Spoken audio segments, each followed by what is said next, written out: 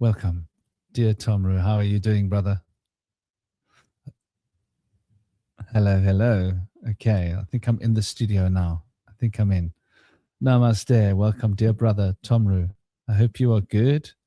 Hope you're smiling. I'm not quite sure what's happened to Jeremy, but we shall see. We shall indeed see. Give me just 1 second while I rock this boat. I am rocking this boat. How are you all doing, by the way? Not quite sure what's happened to Jeremy. I just want to see if he sent me a message. And while I'm here, maybe do a little bit of something that I haven't done yet, which is quite funky, actually. I haven't shared it anywhere, so I'm going to share it in a few groups as we speak and see whether that helps to get some people to actually know that this is happening, because I think it's important that people know that this is happening. Otherwise, I'll be lonesome tonight with my brookies on tight. And I'll feel like I'm living a dream. So please bear with me while I rock this world and see where else I can share this. Group delats. No, I don't think I'll share it there. I think I should share it in the spiritual. I'm sharing it in the spiritual groups, the groups of spirituality. And I think that should do us. Let's put it in the Vibe Tribe, ladies and gentlemen. So yeah, and as for Jeremy, I think he might still be asleep. So what we're going to do is we're going to see if Shinobi's about. I didn't ask Shinobi if he was joining yet, because believe it or not, I was working last night till quite late. You know, I am there for my clients and they're in different time zones. So sometimes I have to be available for clients at different times in the world. And so we never know what to expect.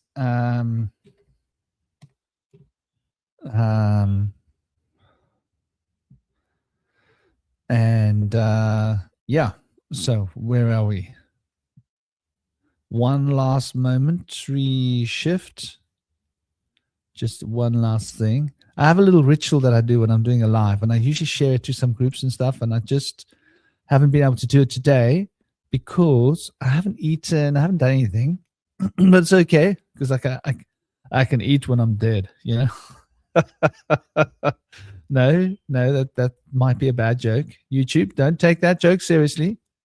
I do believe in the ancient Egyptian idea that the Book of the Dead does rock my world. I think it's a funky book. I'd like to have a good cuisine when I leave this day and age, in the day and age of leaving. But I also believe that eating makes me feel sluggish. So let's rock. Okay, I think that's going to do it. Let's call it done. So I'm all yours, ladies and gentlemen. All of me is all of yours. And just to be sure about that, I'm going to crank on my lamp because it's raining cats and dogs here. And hey, Gaz, how you doing, man? Hope you're well. Hope you're thriving. It's 1111 on the clock. Ooh, what a cool rock around the clock. So paganism, you know, this is quite a lovely subject. You saw the sweet little image I had, I hope, of the green man. Namaste, Howard, brother. I hope you're well. You know, paganism is something that for me on a personal level, now obviously we're going to touch on the basics. The basics, obviously, panpssychism. What we know as panpssychism really comes from nature worship and the appreciation that all of nature has a spirit. All of nature has its own fundamental intelligence. And that from a shamanic perspective, we have this chain of life flowing through us. And so when we breathe, it's by the virtue of the chain of life. When we move our bodies, it's by the virtue of the chain of life. In the Vedic cosmology, we would say that the prana flows through your system and animates your body. The Taoist Chinese medicine would say that the qi moves your body, right? Or the ancient Greeks would speak of the pneuma and the power of the breath flowing through the body. Namaste, madame. How are you? I hope you're well. Dragons. Ooh, dragons is a whole story. There's a lot about dragons to consider. We will touch on dragons. I mean, you can't speak about the breath and the energy without considering the dragon and what the dragon represents. But I believe that dragons were real creatures. That's my belief. I think a lot of what we appreciate as paganism is history. I think it's history that's been twisted into proverbial myth, but history does become mythologized. This is the nature of history. Even in the current times, our recent history is mythologized. What about the guy that was shot a little while ago, right? After a little while after the fire rituals in the US, yeah, when they go out into the desert and burn some effigies. So the Burning Man, what was it? A week after the Burning Man. So I won't say names because I don't want to attract that whole YouTube attention, but we all know who I'm talking about. And this guy has been mythologized, and it hasn't even been a year, man. It's been months. So history has a tendency of doing that, and in the end we forget the facts and we remember the myth, and stories get embellished, like the idea of a guy facing a 8-foot lizard, right, having to fight for his life against an 8-foot lizard. And you do get 6-foot monitors. I've seen them. I can imagine an 8-foot monitor wanting to give you a run for your money.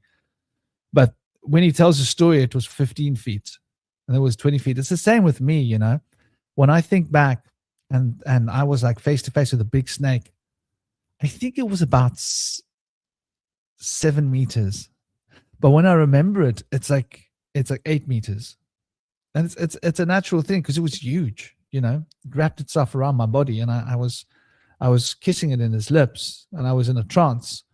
And it's hard to say the details because like I wasn't totally in the physical.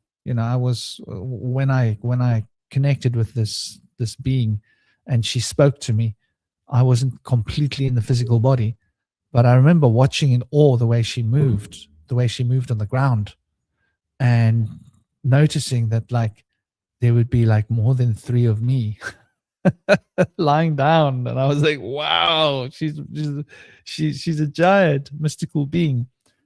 And so yeah, I think like that's an important point to realize when we look at these mythos and we look at these old ancient stories. And to put it into perspective, when we speak about dragons, I think we're also talking about the dra. So to dra is to carry, right? Dra, to carry. The word drag is to drag, right? Drag on. So I have been in trance, and I've been in the trance of the dance. And in the trance of the dance, my body becomes possessed, right? And I don't know what my body's doing. My body's spinning in all sorts of weird postures. But I'm not in my body. I'm inside a central like place, inside. And these dragon serpent beings are spiraling upwards, spiraling up. And all I can see is these dragon beings spiraling up, while I'm in a deep trance. And while I'm doing that, my body's flailing around, dancing. And so that experience of dragon power, I think, is a natural experience of a Kundalini arousal. And whenever one is going into a deepened state of trance and consciousness, one can have these recognition, this experience. Yeah, Gaz, a giant mystical being. Big love, man. So I think, this nature of the dragon power, which exists within us, which is our Kundalini energy, which is a serpentine flow, is related to ancient stories of, for example, you can hear stories in the Vedic stories about the dragon people or the serpent people, the Nagas, right? And these were quite big beings that lived on the earth. And we've got the same story about these serpent beings today, in this day and age, right? And there's lots of extraterrestrial myth, how do you want to look at it, regarding this matter. And when we start to sort of explore these deep concepts and these deep ideas within ourselves, we start to notice as well that there's a profound richness of tapestry which connects both with the spiritual internal archetypal matrix of being and with the external manifestational world, because as above, so below, that fundamental principle rings true. And I think that fundamental principle also is the harbinger and the foundations of panpsychism, but real panpsychism, not the stuff that the scientists talk about, the panpsychism from the idea of the pagan version of panpsychism, which basically says that all things come from the field of the spirit and consciousness, and that matter is an after effect of the spirit and the consciousness, and that all things are expressing this field of consciousness, this field of thought out into the universe, and that rocks have within its spirits, crystals have within its spirits, trees have within its spirits, everything has within it some kind of an animating being which is non-physical and exists on the pure consciousness field. And this consciousness field is manifesting these beings to become dense expressions of their spiritual nature. And so panpsychism takes on a whole new level of profundity when you start to explore these ideas that matter is a consequence of thought and spirit. Namaste every day. I hope you're smiling. I hope you're well. Hope the life is treating you. It's raining cats and dogs outside, and my dogs are sleeping on the couch. Hey. There's my Malamute. I misplaced my Malamute. How do you misplace a 60-kilogram dog? I did it. There we go. Hands up. Thought I'd forgotten him outside because they were outside doing their little pee-pee business just a few minutes ago. And I was like, did I forget my Malamute outside? He's a massive dog. You shouldn't be able to misplace a dog that big. But so this idea of panpsychism is really as a fundamental, shall we say, the ground zero of paganism, because paganism is really centered around nature. The Green Man is probably one of the better examples of I don't follow the stuff humanity made up too close, too much intentional deception. I'm saying I don't pay attention to New Age label on crap. They just label on. Yeah, Tom. There's so much there. There's an interesting effect outside right now. The sun is out, but there's a thin white mist everywhere. Oh, I love it when that happens, Howard. That rocks, man. 12D Diamond Light Code download. Thoughts, New Earth crystalline bodies. Madan Mohini. And big love to you. Big love to you. I don't like those 12D Diamond Light Code words personally. I find that, like, it starts with a 5D Diamond Light, 5D, then they have to one up. Well, I'll see your 5D and I'll raise your 5D 60. I'll see your 60, I'll raise your 60, 70. I'll see your 70, I'll raise it 90. I'll see your 90, I'll raise it 12D. Then the next one's going to come along and I'll see your 12D, I'll raise it 16D. And before you know it, we got like 232.58D crystalline diamond gold flecked light body with like purple hats. Where do we draw the line? From a Vedic perspective and from many different situations, I keep it simple. I stick to the fundamental old cosmology of the roots of paganism and shamanism. Shamanism says we have three bodies outside of the physical body. The Vedic cosmology says we have three bodies outside of the physical body. The Kabbalah maintains that we have three bodies outside of the physical body, right? So well, when we look at this and these are fundamental bodies, we have the 7 chakras, we have the 7 frequencies. These 3 bodies can have inflections between them, right? So when you take 3 things, you can be operating on more than one level at a time. This is important. So you can be operating in one phase, one body. You can be operating in phase 2, 2 bodies. You can be operating in phase 3, 3 bodies. You can also be operating in the first and the second body. You can also be operating in the first and the third body. You can also be operating in the second and the third body. And then you can be operating in the first, the second, and the third body simultaneously.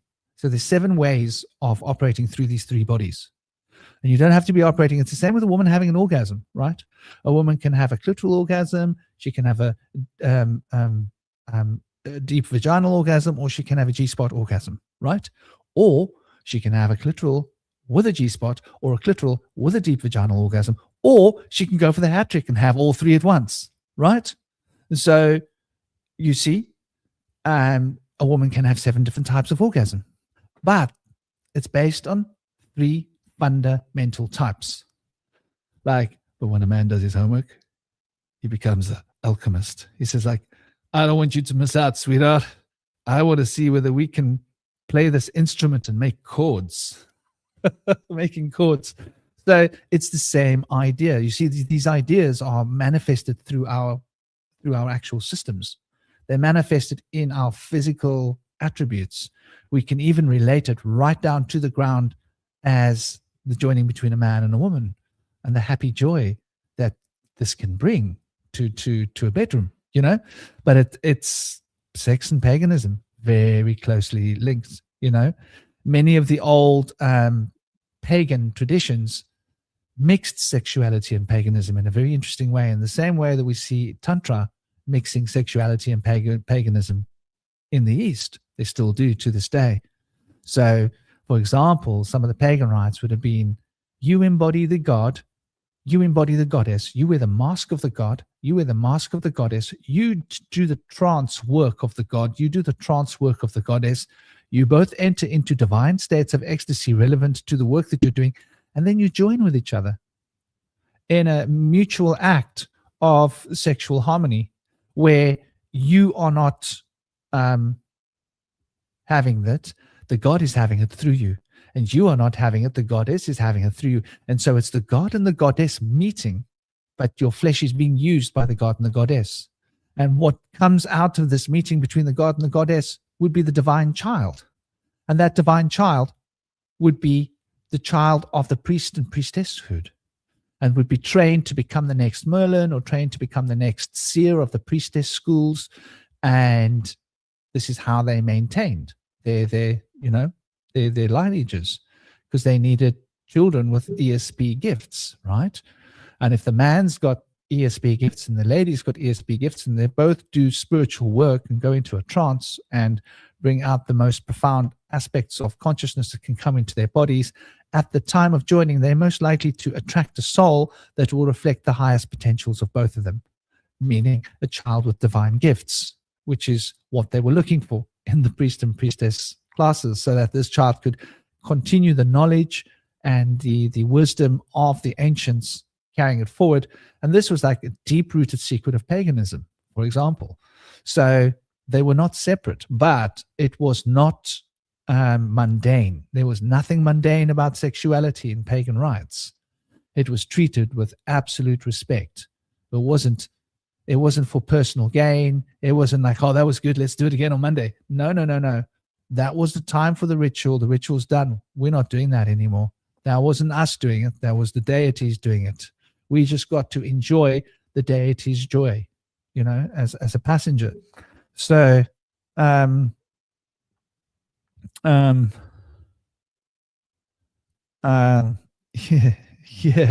Well, good on you. I hope you do a wonderful meeting.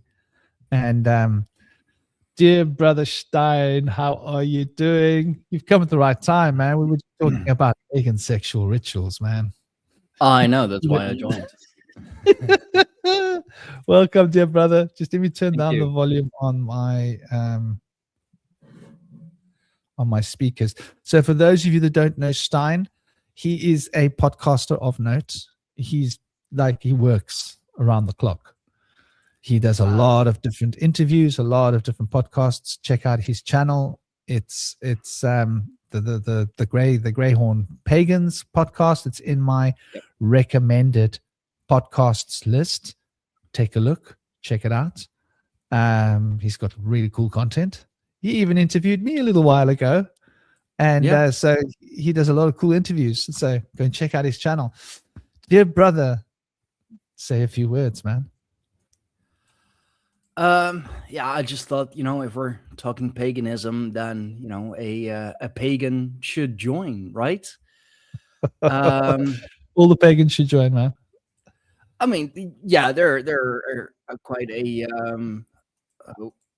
there are quite a few of us. So, but yeah, no, you're spot on already with what paganism is. It's a, well, you could say, evolved form of animism.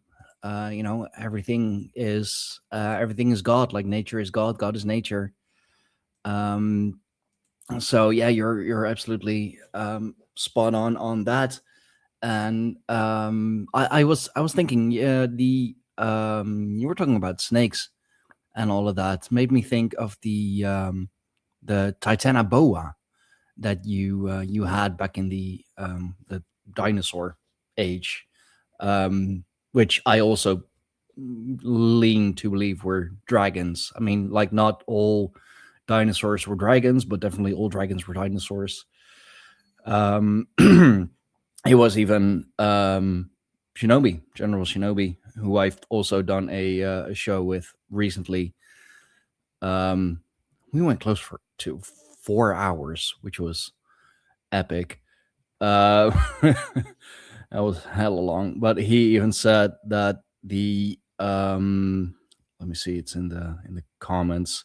Yeah, the term dinosaur was coined in 1842. Another thing in the 1800s. Of course, it seems to be such a important age for humanity. Like, pretty much everything happens in the 1800s. But yeah, the Titanoboa was this I mean, literally giant snake. So I mean, I'm not 100% sure if man and dinosaurs lived at the same time. I definitely do believe it's it'd be possible. But, and this is just according to Wikipedia, they are estimated to grow up between 12.8 or 14.5 meters, or between 42 and 47 foot, which, for your average person, even the Dutchies, 6 foot average, a 42, 44, 47 foot snake is quite giant. And yeah, that would definitely be mythologized. I mean, of course it would be mythologized. Like, if you have to battle a snake like that, you better make a good story out of it. And people have always been storytellers. I mean, that's how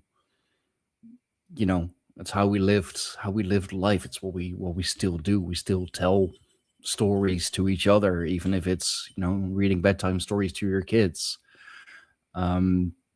It's how ancient knowledge got passed down. It's how everything got passed down. I mean, it was a job. Storyteller was a job. The bard would go from town to town and speak of the tales of of the heroes of old, or the heroes of, I don't know, like 2 towns over. It's also how, like, the news got around back then of what happened 2 towns over, or in a, like, the next kingdom over, for example. So yeah, and we see so many similar mythologies. We see so many similar stories, especially between like North and Southern Europe, which makes sense. They have been in contact for sure. I mean, the Romans made it all the way up to the Rhine River here, and we're still finding artifacts. So they've definitely been in contact with the Frisians. To the Berg Forest, they got absolutely mauled. So yeah, they have the story of the Greeks, for example, have the story of Persephone. Here in the north, we have the story of Balder.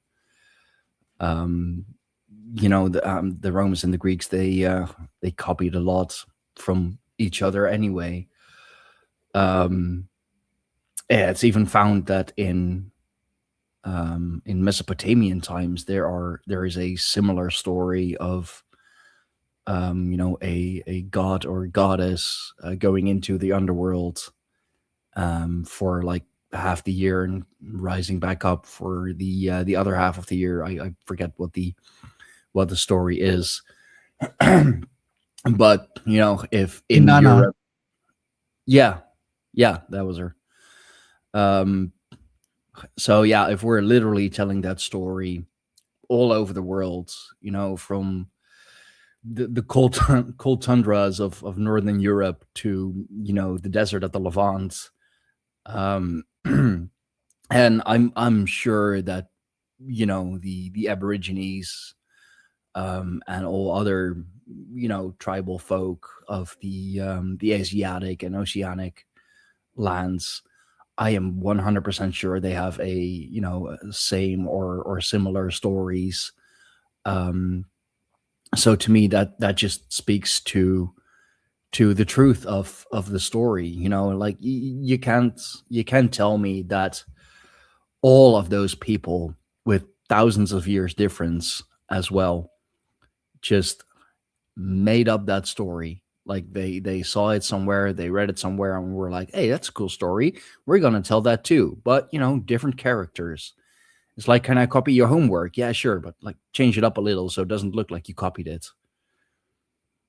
I very much doubt that is what's going on, and especially the way that we're we are lied to about what our history is, and exactly what happens. I am more inclined to believe that the mythologies are true, or a version of the mythologies are true, instead of the actual history, the school taught history, if you will. Have you heard of the Naka cave snakes? In Thailand, there's a Naka cave mystery, and it resembles a gigantic petrified snake. Yeah. And the story is that these were the Naga kings, and we're talking, right, like about massive serpents, like the scale of what you're talking about, like just something you can't imagine on Earth. I'm not sure of how many feet it is. I think it's 50, 60. Then there's also the stories of Serpent d'Ocean in France, which is a famous 426-foot long metal skeleton sculpture of a snake on the French beach. So I'm not sure when that one was done, but like there's this worship of these giant snakes which come back from like ancient times, and from a shamanic perspective I can completely appreciate it, because you have a psychedelic experience when you get close to these beings. They change your... I used to have an obsession with snakes when I was young. And just to track this back, like I have in my adult life, right, enough times. Speaking of the little beings, don't poo-poo on me, huh? Don't poo-poo on me now, please, no. I have in my adult life been in situations like being charged by a charging bull, and you'll be surprised. I've been in situations, in like a really dangerous area in Cape Town. And when I say like a dangerous area in South Africa, this was a long time ago when things were still a bit rowdy, like many like decades ago. There were dangerous areas. And I happened to be walking through this area. I shouldn't have been, but I was, because, well, since I've always been me. And these gangsters came with their pit bulls, and they tried to set their pit bulls onto me. And the pit bulls went for me. And I went beyond fear. And the pit bulls became my friends. And the gangsters got scared of me because they couldn't understand how I could control their dogs with my thoughts. And you know, when I was young, this was normal for me to walk outside and sense a snake. If I came to your house, if I stood in your garden, I could close my eyes and I could tell you where every snake on your property was, and adults would look at me and laugh. And I'd say, watch this. I go into the garden, I reach in, pull out one snake, go to the other side of the garden, reach in, pull out, come back with two snakes in my hands, and they'd be like, 15 seconds later, I've got two snakes. I said, I told you, I can sense these guys in your garden. People used to get scared of me because, like, how on earth? Like, you arrived at my home 10 minutes ago, we walked into the garden, and you just said this, and now you literally have them in your hands. And so I could always communicate with animals without words, and I could call them out of the wild. This is how I had this communion with this big snake, this boa. You know, I called her, and she came to me. And I used to sit and meditate and call animals, and they would come to me. And I had guides when I was young that would teach me. So I think, like, throughout history, the people that were sensitive have always been able to communicate with animals. And you know, so we've got this psychic connection, which sort of proves panpssychism. It proves the animism. Most people might not have the you see, I studied the occult when I was young, and I was sensitive when I was young. So when I was charged by bulls, I saw this as an opportunity to practice what I preach. Most people would run. I'm being like, no, I'm not running. I'm going to stop you with this thing, with this mind power. And you'll be surprised how effective it is if you go beyond fear. Fear is the gate. I think this is why people are afraid of paganism, because pagans did a lot of crazy stuff. They would like, where do you think bungee jumping comes from? It's a pagan ritual, dude. Like, yeah, and they still also do it in some parts of Asia. You know, it's a deity ritual, right?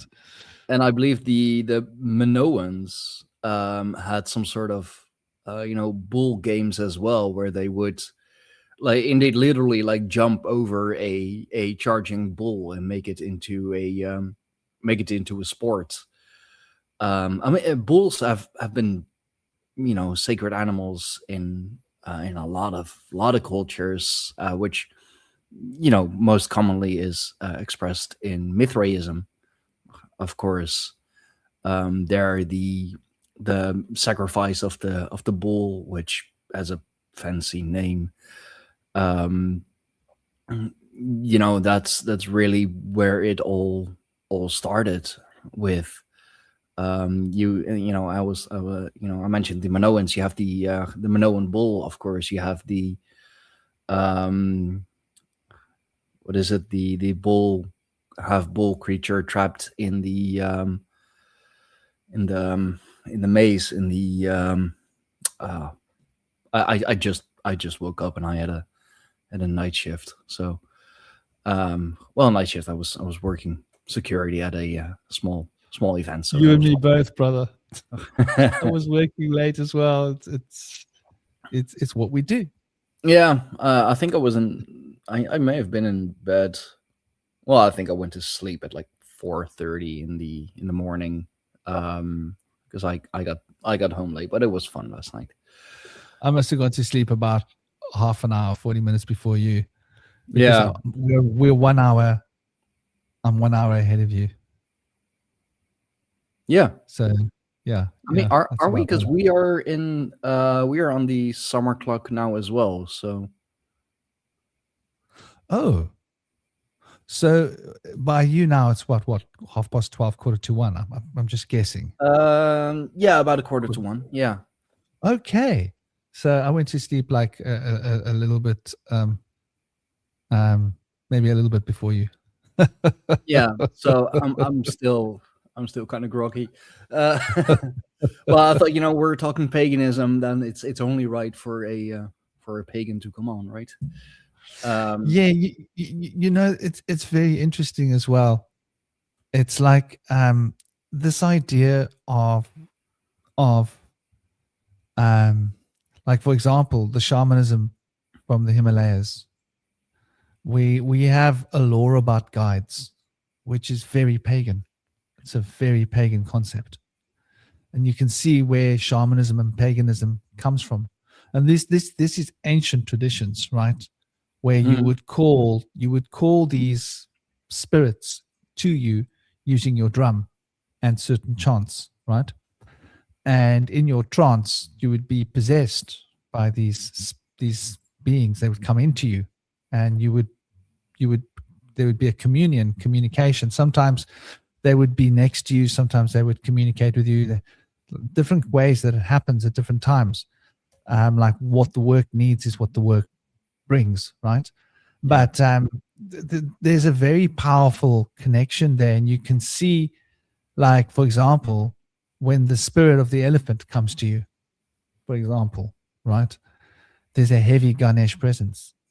You might actually see Ganesh. You'll feel these elephants walking around you, and they'll be showing you, or the spirit of, the spirit of the serpent will come, and or the spirit of the bull, right? Mhm, These are all close to me personally. Like Shiva carries the spirit of the serpent, like that energy, that vibrational field of what is Shiva consciousness will come to you when she comes close to you, and she speaks to you, and she shares with you different aspects. Normally, deep occult knowledge the serpent will bring, or esoteric knowledge, yeah. where the elephant will bring you knowledge about what needs to change. For example, like things that need to be like reorganized in your life or somebody else's life. Like, why is this person suffering? Well, then they've got these things that have got them stuck. They need to reorganize this pattern in order to get back to, a wholesome, healthy balance. And so you can see how shamanic, like ancient root shamanic, and I don't mean this modern shamanism idea that is written about in books, which Mhm, you know, um, comes from like Eastern Russia, where the language is what 400-500 years old, where the culture has been broken, and those people were migrating from different places, and what they are looking at there now, to me, is a sort of stunted form of shamanism, because in the Vedic shamanism, substances are not necessary to do the work. Himalayan shaman do not need substances. It's an initiation tactic. yeah. Your shaman will like bring out these plants and say, try this. And you'd one time have like a mind blowing experience, but then you don't rely on that plant every time you need to do the work.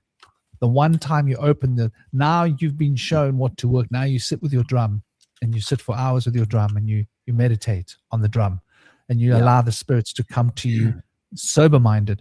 So, like, a lot of the shamanism that we've been sold is like a culture that was cut off from its, like a small group of a village that was cut off from its culture, and they had slim pickings for shaman. They just didn't have enough people. They didn't have a huge stock of a population to draw from, because you need to find people that have had certain experiences that will make them right to become a shaman. And so they're like, well, you're not really shaman material, but with a with an upper, you can do the job, Yeah. And so they rely on the substances to do the work. And now this is what's being sold to the world as shamanism, when actually that's Yeah. like a remnant of true. Like the same with paganism, they would use certain psychedelic mushrooms, but it wouldn't be something that you take all the time. It would be on a ritual, wouldn't it? Yeah, no, and that's what bothers me, especially when people talk about the berserkers or the Ulfatnar. It's like, oh yeah, they took these magic mushrooms and went into this furious trance. Um, uh, that's not. I mean, It maybe doesn't make sense. sometimes they did, maybe every once in a Yeah. while, but that's not. It's not the standard. Yeah. I've never taken shrooms myself. I've never done any psychedelics. Um, but I can tell you that I've heard enough talk about it, and I've seen and done enough research on my own.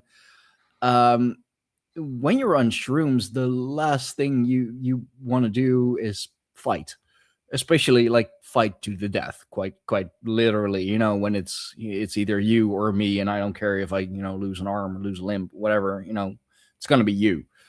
um they went into this furious Odinic trance with indeed the help of a shaman. He channeled Odin, he channeled Wotan, and brought his berserker, brought his Ulfadnar in this trance, this animalistic trance with him.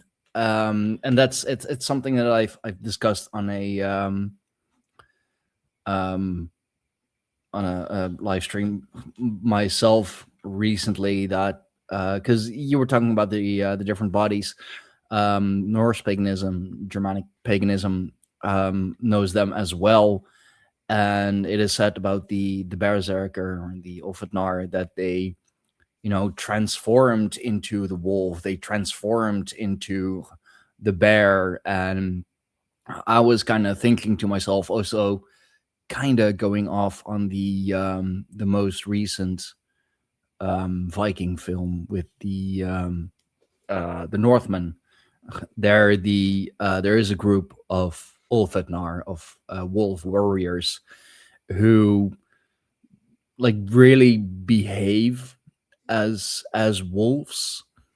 So like that got me thinking, and with the different bodies, and the magician being able to project himself into another body, like, is it merely a mental spiritual transformation, or did they like physically transform into the wolf, physically transform into the bear? Like, did they literally wear the skin of the wolf? Did they literally wear the skin of the bear? Because yeah, that would be that would be hella scary. It's bad enough if you encounter a bear, and kind of, depending on the bear, how like actually scary they are. But imagine a whole like group of bears or wolves in this, what looks to be like furious state, coming at you, running at you. There's no way of escaping that. So Yeah. and yeah, as as Howard said, a lot of it is heavily distorted and psyoped, for good reason, of course. Like, those are the European stories, that is the heritage of the European man. And as we have seen in over the last, I don't know how many years, everyone can be proud of their heritage except for the European. You bring up some interesting points there as well. And like, I can tell you this, like, there have been times in my life when like danger has been present, and I've opened myself to the universe, and I've called, like, getting possessed. I've allowed myself, I've made myself, I've opened myself to being possessed by beings that are really dangerous. At times when it was necessary. Like the one time I was surrounded by a group of men with knives, with big sickles and big blades. 4 of them, like a half moon around me, and they had me pinned with my ex-wife on the back, and I could read their minds. They're like, my ex-wife she was an attractive woman, right? She was a yoga queen, attractive woman. And in that moment, I didn't have time to think, and I opened myself to a spirit. And I called her, and she came, and I opened myself, and I let her come into me. And instantly, well, what I did was I sort of swept my ex-wife off I was sitting on a bike. I swept her off the bike. I somehow did a flip, jumped up, flipped off the bike with both feet, landed on the thing. At the same movement, struck these.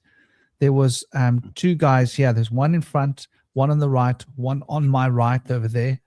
I struck these 2 guys with a backhand arm that sent them back like 1 or 2 meters or whatever as I jumped. Landed on my feet. My ex-wife flipped over. She landed in the bushes. I raised my hands into the air. I breathed in the spirit in like one moment, and I screamed. It wasn't even my voice, like a blood.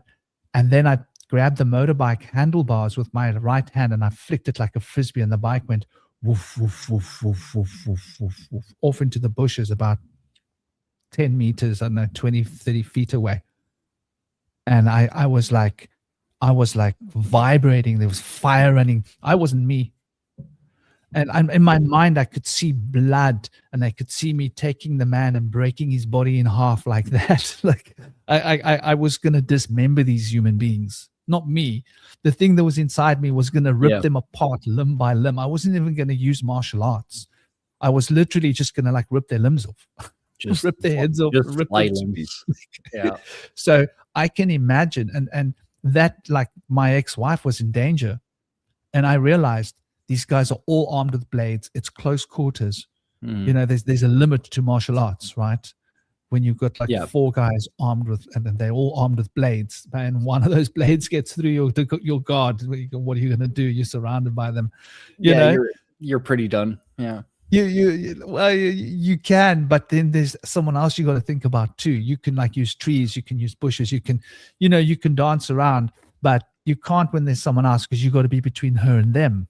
Right. Yeah. Which like is a whole nother psychological drama.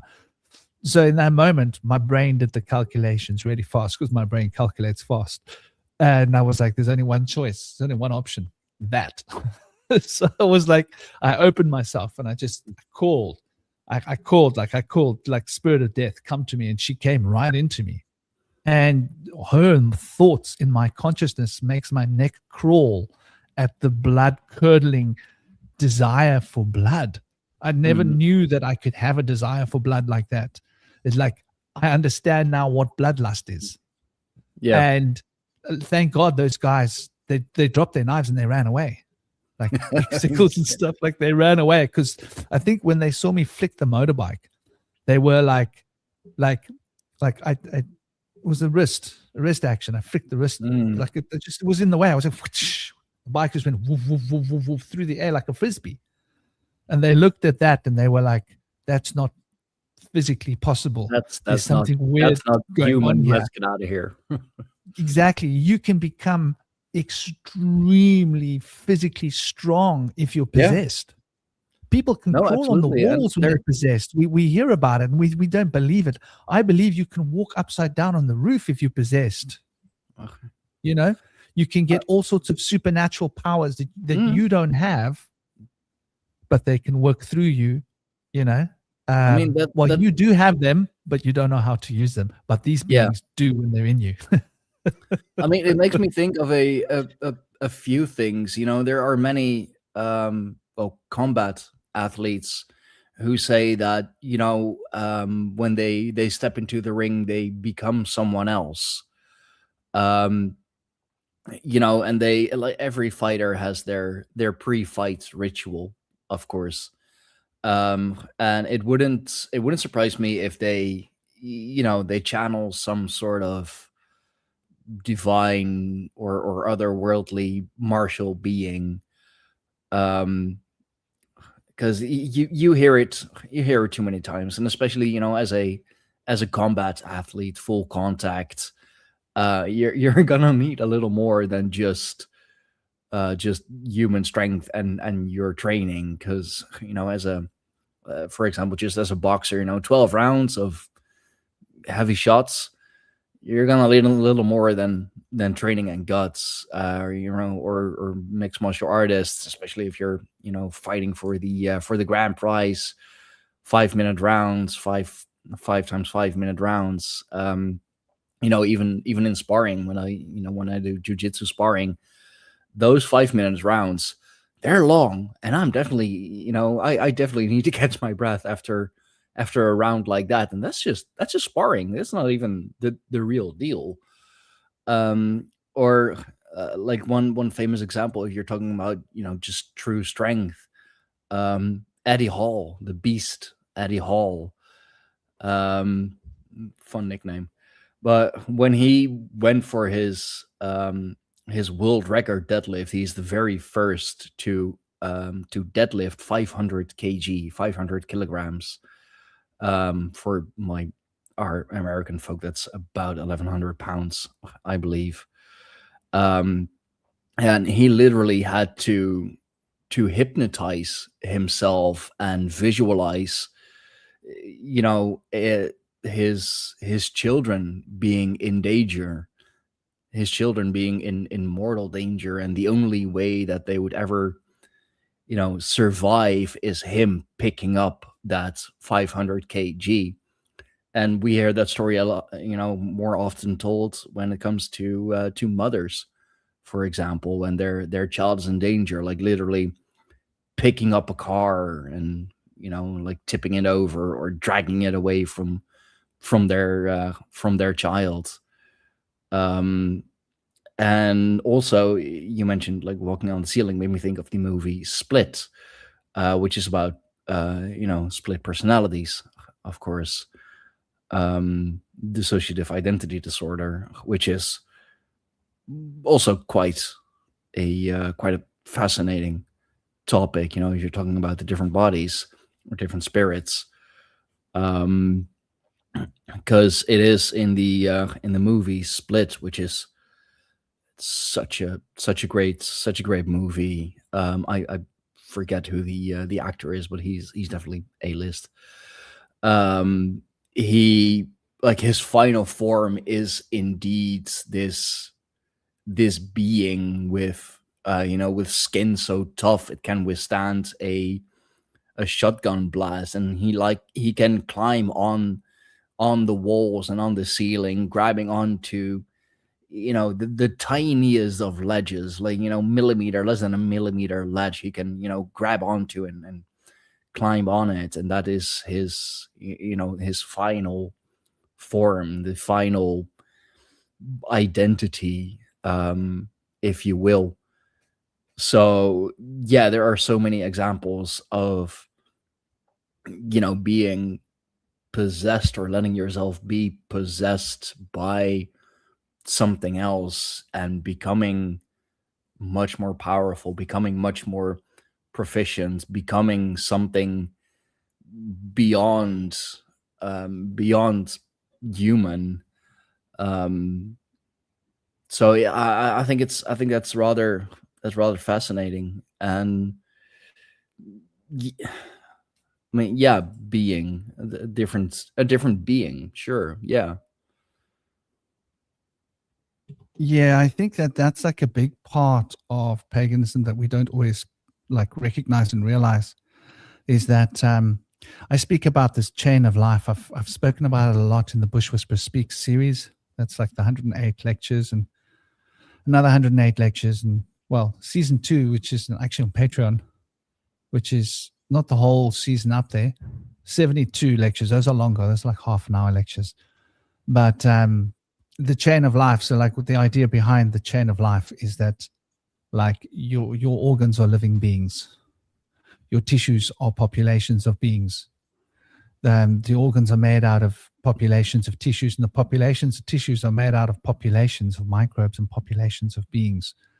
And there's this infinite, or not infinite, but seemingly infinite stream of like billions of different beings and groups of beings and populations of beings just within our body that are all individual little beings that are parts of groups.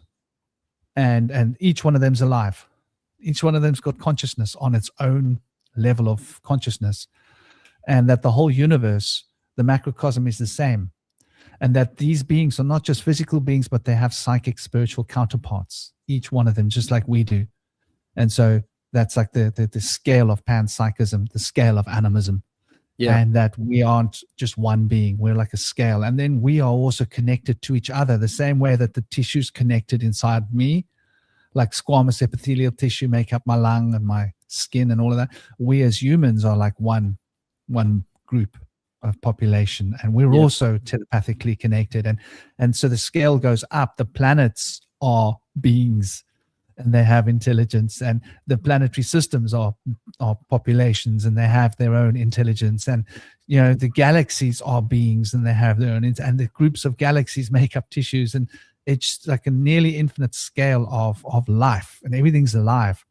And so this chain of life on a psychic level is when you think like, oh, it's me thinking. That thought is a construct, which is a being, which is made out of smaller beings, which is made out of smaller beings, which is made out of smaller beings. And we're a bigger being through a particular organ, which is a group of beings that experiences those other group of beings moving through that, through that being.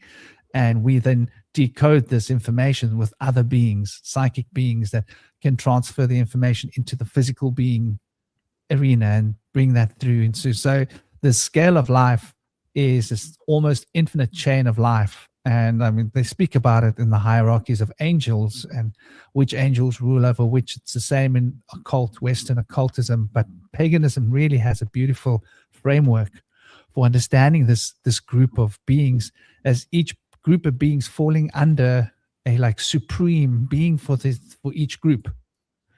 And so we've got these deities, the deity, which is like the ruling being, like its own spiral, mountain, pyramid, whatever you want to conceptualize it as, of beings, with the pinnacle at the top, which is the law that rules over those beings.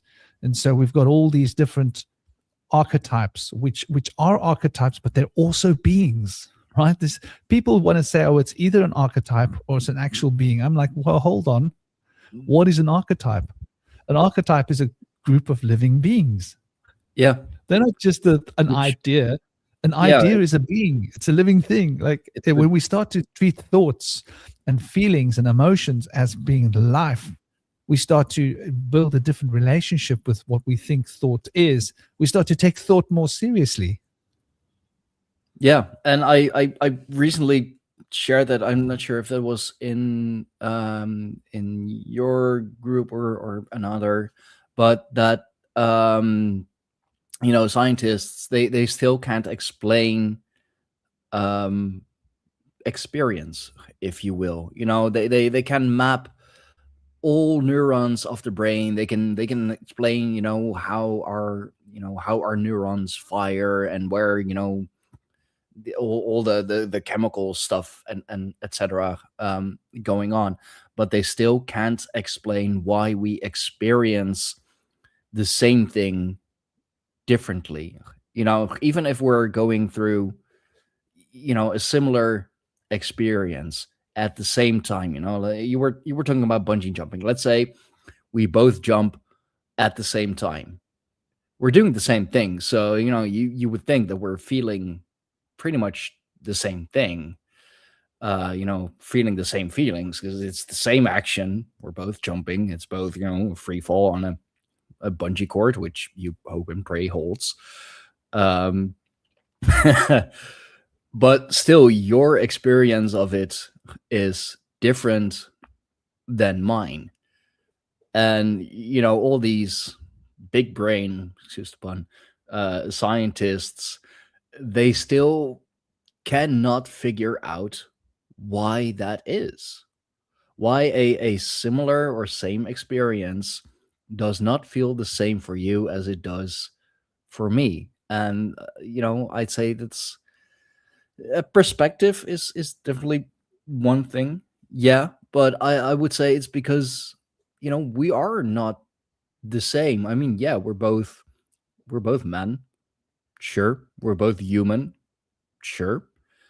But I would say that, and I mean, that's about where the the similarities end. I mean, yeah, we think the same on a lot of things, but we're not the same. No, none of us are the same. I mean, twins may be an exception, although they are not the same, but very closely linked. So they, experience what the other experiences oftentimes. And you were talking about organs, made me think of organ transplantation, for example, and why the medicine or the Medici they have to be so cautious and so careful that your body does not reject the organ, but it shouldn't reject it, right? Because you're a perfect match. Like all all the right genetic markers line up.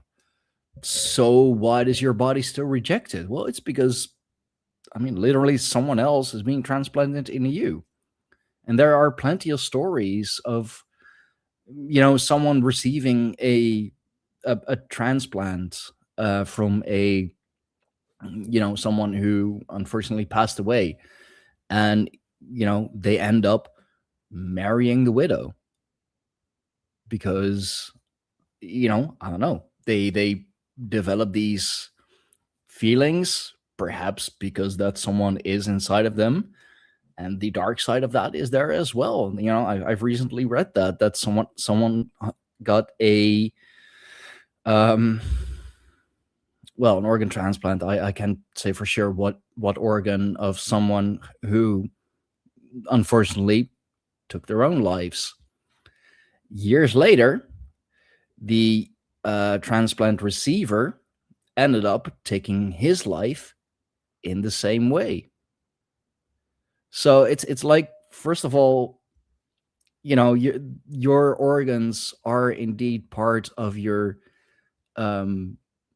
being. And Tom Rua is making some great points of that. The sum of many is equal as to one. Many parts make one car, many planets make one solar system. Bush was rare, like as you said as well, many different parts make one whole. So yeah, and especially if it's a very traumatic happening, like taking your own life, for example, either way, that is traumatic for for yourself, for everyone around you. I have firsthand experience with it, unfortunately, through my brother. It's something that sticks with you. And yeah, it would absolutely not surprise me if that's something that sticks in your physical being as well, through your energetic body, or through whatever body that that may be involved. So the transplant receiver ending up marrying the widow, I mean, yeah, that kind of makes sense. Or the transplant receiver ending up taking their own life in the exact same way. Also, still tragic, but kind of makes sense to me, because you're putting a part of them into you. And that's why you have to take, at least in the very beginning, like you have to take so many medicine to fool your body into accepting what is not yours. There's a lot of this prevalent. Even just, I think, I was looking at the stats just now, and it seems the pancreas is the highest. But there's a very much high prevalence of people getting transplants that end up committing suicide, just because the psychological implications. Look, it's like you're not yourself anymore. Like, who the hell am I? Am I losing my mind? Right? Like, I don't like eating. Somebody doesn't like eating olives, for example. Now suddenly they can't stop eating olives, and they go, oh, that's weird. And then suddenly they like things they didn't like before. Imagine you're a straight man and you get an organ from a homosexual man, and you suddenly going to develop homosexual appetites, and you go, holy, what's wrong with me? Oh my God, am I losing my mind? Like, that would be enough to send you over the edge, wouldn't it? Because like if you're a straight man and then you're not like, Oh man, that can you that would imagine that? cause, Like, yeah, that would cause so much psychological stress. Yeah, I'm very much a ladies' man, but if all of a sudden, I have an you start looking at your friends for dick, differently, it's like, what? you're gonna think there's something wrong, man. Yeah, absolutely. And no psychologist, no therapist, no psychiatrist is gonna be able to fix that, because there is something inside of me that is not me. Yeah. So like you can imagine that, like, suddenly different proclivities, different opinions, different emotional states that you're not used to, that you. So yeah, I mean, our consciousness, I think that's a very interesting point. Our consciousness is carried by these organs in our body. For example, like a liver will carry anger. The spleen will carry overthinking and worrying, and the heart can carry anxiety. The lungs can carry sadness. The kidneys can carry your fear, right? So all of these organs carry their own associated emotions that we, and if you suddenly get a new organ, and now you've got that organ's history, but getting back to some of the ideas, in terms of like the fundamental, I think we were talking about dragons earlier, and this dragon spirit energy. I think that there definitely is this history of actual dragons on the world, and inner dragons on the archetypal field, which are these beings like I've connected with. Okay, so I haven't seen a Pegasus being in my life physically, but I've had relationships with these beings, but not on the physical plane, other planes of existence. And like there are beings that you'll meet on the other planes that they're not a physical being. Like I think they were at some point maybe embodying physical bodies, but maybe they were hunted. Maybe the conditions on Earth changed so that they couldn't survive anymore, right? And you were mentioning as well, like getting back to the giant dragons and the serpent, like the story of Loki, right? I think I think these ancient stories are history. I think these ancient stories are very ancient histories that have been kept alive by the tribes. And these stories are universal historical stories for humanity. And every tribe remembers the story a little bit differently. And so the tribe on that part of the world will tell their version of the story. And the tribe on that part of the world, like one of the universal stories is the flood, right? There were this great flood. So that, like wherever you go in the world, there's stories of the flood. There are going to be different stories, different characters, but there's something of a similarity in all of them. Another universal story is that there were giants. Yeah. Universal, wherever you go, there were giants. But then we go, no, it must be a myth.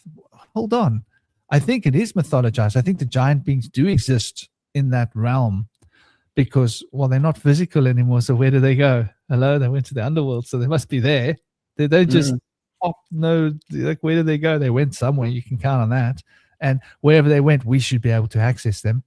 But I think there was a time when those beings were here. And so a lot of these pagan stories, too hard to believe. I think there's a reality to them. And for example, Ganesha. Okay, so a being that had an elephant head. What is that? Did the being actually have the head of an elephant? No, maybe that being was so embodied with the spirit of the elephant that when people were in front of that being, they would start hallucinating.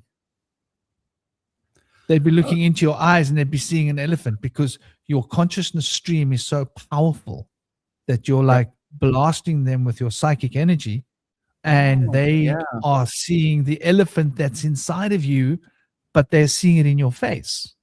And maybe your face would have certain lines that does look a bit like an elephant because of the shape of your face, because as above, so below. Sure. And Yeah. so that being would literally project itself through your face. And I can tell you now, you say you about psychedelics. Oh my gosh. Like, I should talk about psychedelics sometime, because like, I was the tester for psychedelics when it came into Cape Town.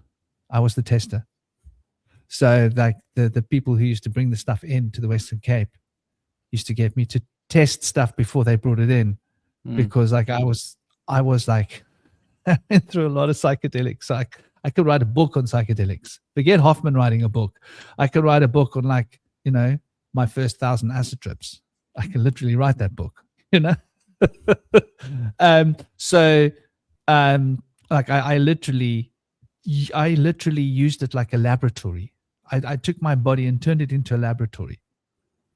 And I had like a bottle list, like take lots of that and then climb that cliff, tick, go climb the cliff, take lots of that, go and do that, tick. So I used to do crazy stuff, like everything that you can imagine doing, I've done on psychedelics, because it was on my bottle list, right? Mhm. And I wanted to experience what it's like doing that without it, what it's like doing that in that state of mind, and climbing with the spirits and having the spirits move my hands, and that, like, playing with these ideas, because I was like fascinated by not being alive. And so I was like, wow, that's quite interesting. Like, if I'm not alive, that's fine. That'd be interesting. Like, oh, I wonder when. That sounds like that would be a cool trip. So I always push the limits quite often, and but like when it comes to those experiences, I tell you now, you're talking to someone and their face changes, and you see another being in their face, and you go, interesting. And it used to happen to me a lot as a child. Before all of this, I used to see beings in people's faces. And now I can shift my consciousness to look inside, like when I'm talking to people, and see what I see. And I'll see animals and I'll see beings. So if I'm talking to someone and I allow myself to go into that sort of state of mind where I'm not really focusing on one thing, I'm just focusing on the blanket in front of me of like what I'm experiencing, and just allowing my mind to like spread out and like surround everything, then I'll start seeing these beings, and they're like animals. And these animals, so like someone will be talking to me and I can shift my consciousness, probably because of all the experimentation that I did. I learned to do it like a practice, like it's a muscle, isn't it? Yeah. So like you can draw information out of people, and they might not even know it. Like, you'll meet this person, you'll say, this person's got the spirit behind them. Let me talk to the spirit through this person. And I'll be talking to that spirit, having a conversation with that spirit, and that person will be talking to me. And synchronicity will happen that they won't know that what they're telling me is an esoteric answer to a question that I've asked. They think we're talking about chalk and cheese and eggs, but we're actually talking about something mystical. And so this is something that we can do this. So I think, like, if one's in a very high level of consciousness, one might seem like one has an animal head. And this makes me think there's this, well, it's of course characterized as a disorder, which is called prosopometamorphosia, better known as demon face syndrome.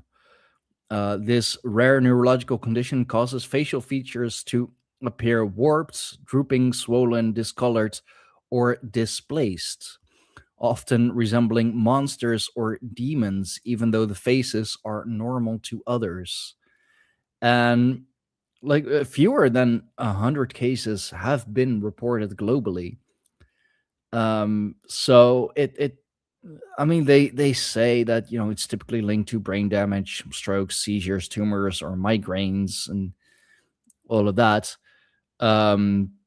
Which, I definitely believe, but it's also those conditions, like a seizure, like a stroke or tumor or whatever. They reshape your brain. So, what if instead of it being a a disorder, it caused you to see those people whose faces you see that way.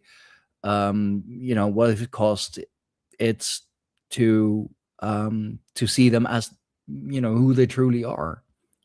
Because there are people in walking around this earth who have this maleficent energy, and a lot of them are able to well to to keep the topic going, keep a straight face, if you will.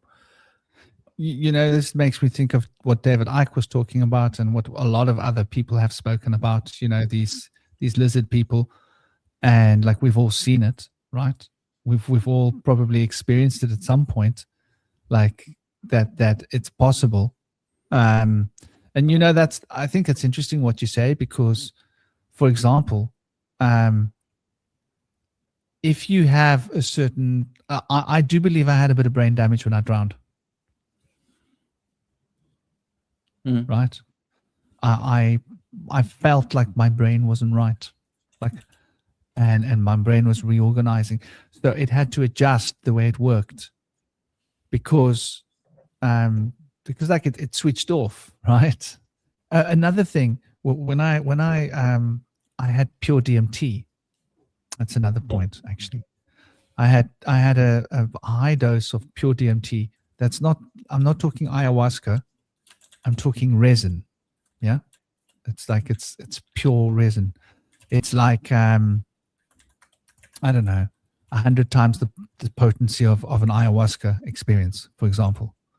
And you get hit by a hammer. You know Thor's hammer? You literally get hit by the hammer. Yeah, you get hit by a hammer so hard from the top of your head that you bounce out of your body. So within like 1 or 2 seconds of consuming this, you get hit out of your body, and you literally get hit, and you shoot so fast. It's like you're faster than bouncing on a trampoline. You shoot further, and you're outside of your body, and you're in all this sacred geometry, and you're in this structure of crystalline energy, and you're seeing all sorts of stuff happening at once. And then that experience, like I did something which probably people don't normally do, because I noticed the download coming, and your brain is operating on like 50 levels at once. And I noticed the downloads that were coming. It was like this huge screens in front of me. It almost looks like screens. It's not screens. And all the downloads were coming. And I split my brain into like 50 different components. And each component went to scan for viruses in the downloads while they were coming. And there were flags popping up. Beep, beep, beep. And that flag was about how to behave with police. I was like, whoa. That flag was how to behave in social. Whoa, whoa, whoa, whoa, whoa, whoa, whoa. This is not the download. Which restaurant am I in? And I noticed that there was something peculiar about this download that wasn't working for me. And so I took a whole, like my mind like a balloon, and I imploded it. I grabbed all of that stuff and I pushed it into a like compressed space. And in my mind, I pushed it, and it imploded. And it created an internal shockwave that was bound in this, like my mind took it like this in a fist, and I squeezed it and crunched, and it went poof.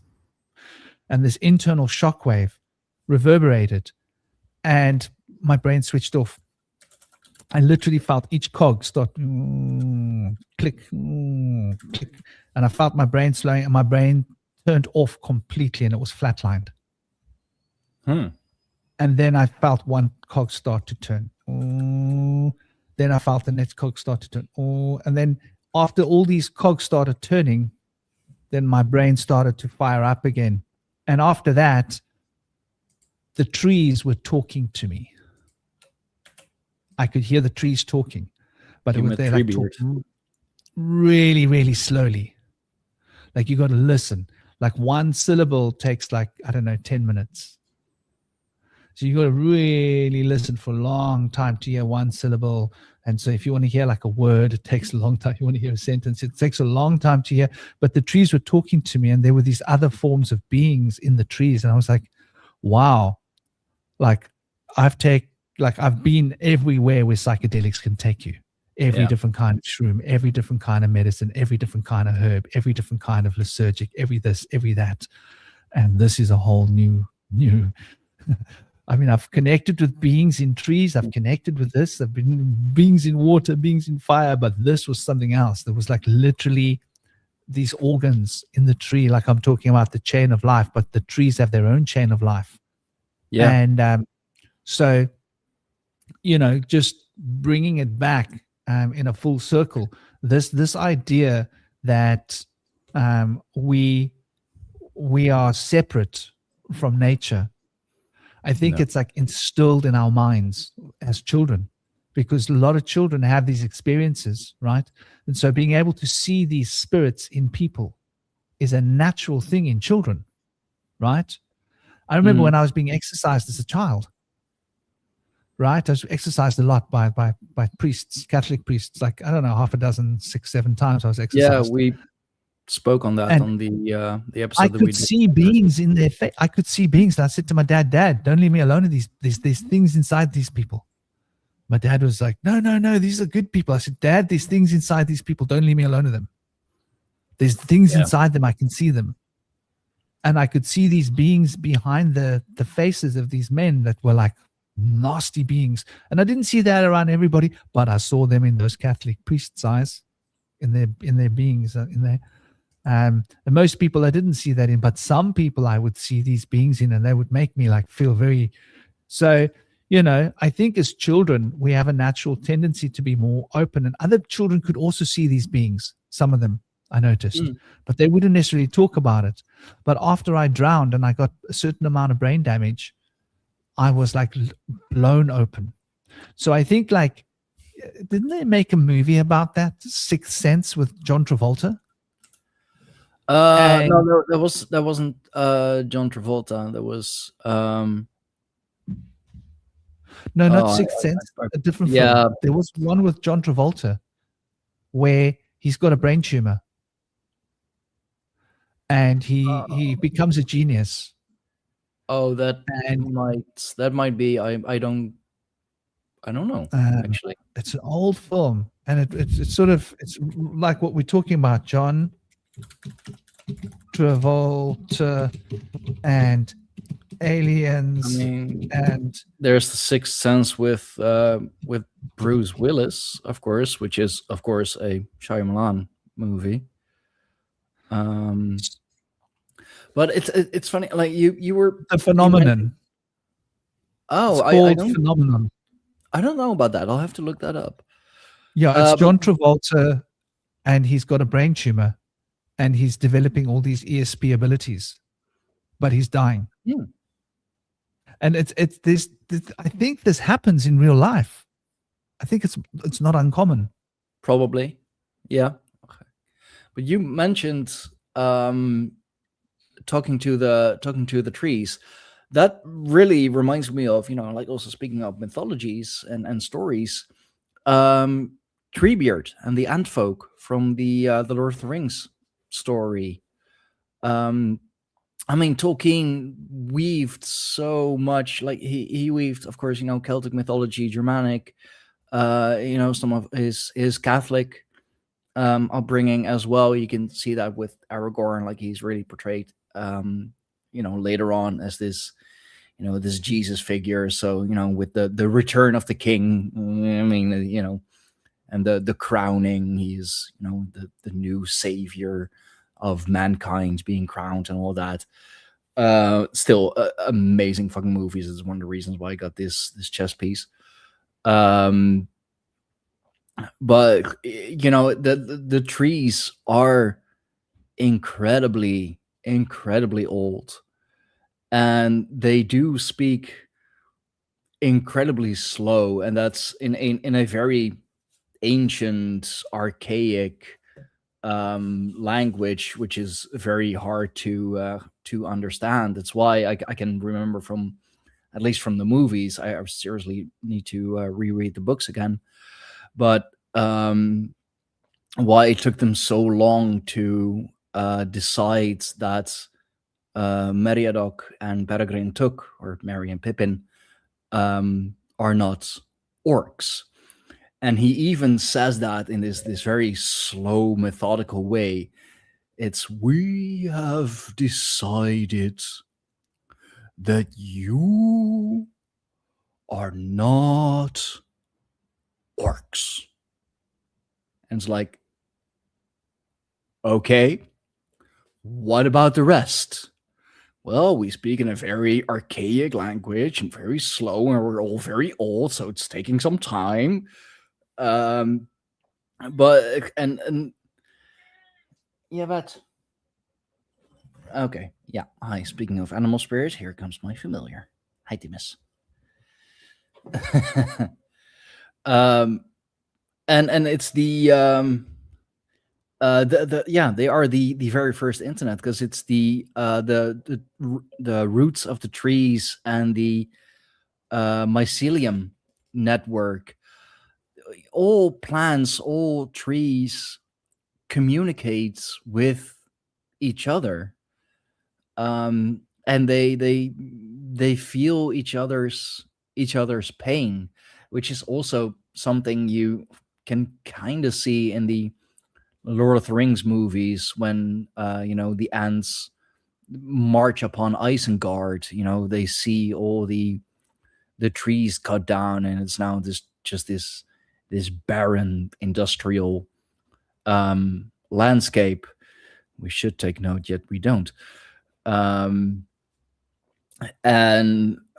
like Treebeard gets so mad about it, because some of these trees, like, they were his friends, and he's known them from when they were just an acorn. So they have these feelings, they have this pain, and they do communicate with each other through a underground network, an underground internet, indeed, if you will.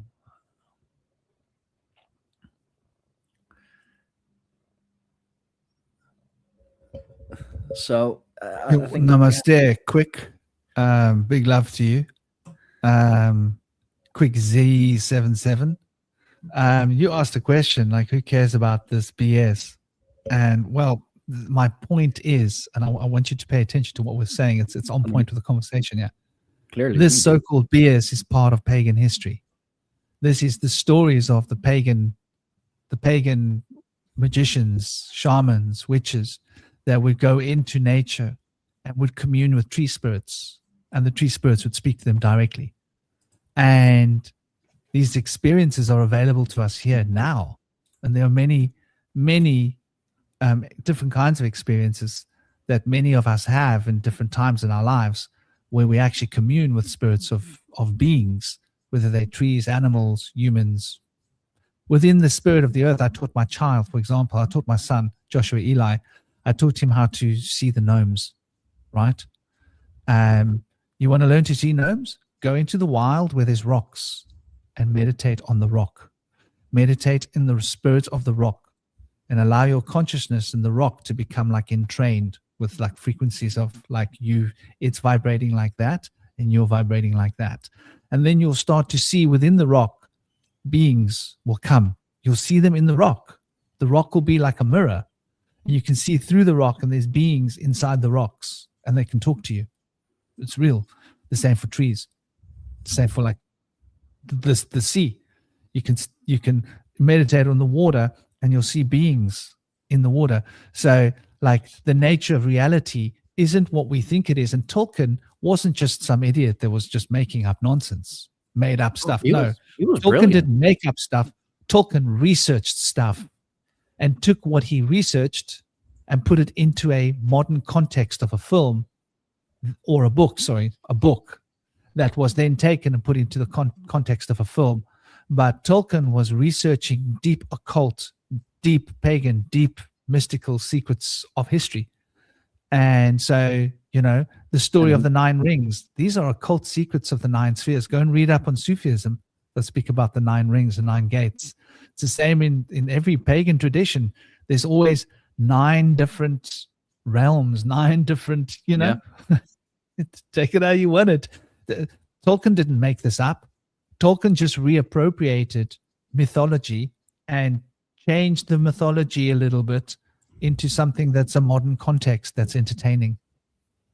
I mean, he wrote it to, to also be the mythology for England, the mythological story for England. That's why he weaved so much, so much Celticism, or Celtic beliefs in it. That's why he weaved, a lot of Catholicism in it. They are amazing stories, and they touch on, so many older stories as well. The stories of the heroes of old. We all know the stories. We all know the stories of the heroes of old, and you may call them, call them Hercules, call them Thor, call them, who was the call them Beowulf. They are the heroes of old. They are the men of renown that we tell the stories of still today. And even if it was made up, even if, there are still stories that we should listen to. There are lessons in those stories that that we should learn, that we should think about. What is it to be a hero? What is it, what is it to be a hobbit? What is it to be a simple farmer? What is the borderline between good and evil? How does one become, Gandalf the White from Gandalf the Grey? How do you, I mean, clearly by defeating Balrog. That really did it for him. Which is just another way of saying that he defeated this great evil and even died. So it's even a resurrection story. There you go again with the Catholicism. Although that's a story of all ages, all people. The story of Odin is also a resurrection story. So even if they are all made up, it's still the hero's journey. There's still very clear, deep lessons in them. It's why we still talk about them today. It's why the Lord of the Rings movies were so incredibly successful, and why nothing like that will be ever created again. And everything that has been created afterward, like the Rings of Power, is a mere like bad rip-off, trying to cash in on something that was incredibly profound, incredibly popular. And as evil does, it cannot create, just merely distort or very, very badly copy. It's interesting, like you say, even if it was made up, I think the evidence is stacked against it being made up, because you'll find that these stories, for example, let's just pick a very well-known common story, a story of Tahuti, who they call Thoth. But the same story of Tahuti and Thoth is in the Greeks. They call Hermes. The same story, you can go across the ocean to an Amazonian tribe that speaks a different language, separated by thousands and thousands of miles of ocean. And they got the same story there, but they call him Quetzalcoatl. So how did the same story end up in a different language, in a different place, separated by vast bodies of water? And you'll find the same story in different parts of the world. So, and you'll find that this is like, you'll go off into East Asia, and you'll find the same story under a different name, different language. Like there's quite a lot of evidence to the fact that, well, what are the odds that they all made up this old story and they got the details pretty similar, right? Like, what are the odds of that happening? It's much more likely that there's a universal ancient story that everybody knows, which is so old that we don't know. So, and then we find this evidence, right? on the planet as well, like old ancient civilizations, like underneath rocks, like the Tibetli. If you go to like Turkey, right, Göbekli Tepe, and you look Mhm. there, they reckon there's a that could be 10,000 years old, but they've scanned underneath it, and the scans underneath show that there's an older civilization underneath that, and the scans show that there seems to be an even older civilization under that. So how far down do you have to go? Are we speaking hundreds of thousands of years? Just how old is civilization on Earth? And a lot of these pyramids you'll find in the South Americas, they built a pyramid over a pyramid over a pyramid over. So when you go down under the ground, there's pyramids that were originally the pyramids that these were built upon, and they look like a smaller pyramid, but actually those pyramids are covered by vast amounts of soil. It speaks about like huge floods, right? Yeah. Probably the pyramid at the bottom that they think is a small pyramid is just the tip of the pyramid. That pyramid probably goes down so deep that they can't even begin to imagine, and it's probably within strata of rock, right? Because that's what happens. It's how rock forms under the ocean. So maybe like a lot of these places were under the sea, and so there's quite a lot of evidence. And you look at the Nazca lines, like who created that? Like what were these people thinking, right? If they didn't have spacecrafts, they couldn't have created it. And so there's so much from our history that we don't know, that we assume we know, that we make assumptions, right? And the Nazca lines, you have similar things in Europe as well. There is this huge depiction of the Dagda, a Irish god of the Tuatha De Danann, on a hillside in Ireland. I just got reminded of that yesterday because it's on one of the cards that Sarah pulled. And there are so many. All across England. I went to see the White Horse. Beautiful. Yeah. No, absolutely. There's loads of them. I've seen a lot of these things. And here in the Netherlands, we have the Hunebedden, for example. Who are said to be graves, I believe, or grave sites. But I mean, they're much more. There are much more than that. So there are these powerful ancient sites all over the world, and yeah, a lot of it is quite literally covered up. But that's because we've had so many, different types of floods or resets or phoenix events, as some like to call it. Even the Sphinx in Egypt has signs of water erosion. There have been skeletons of whales found in the desert. So it had to be,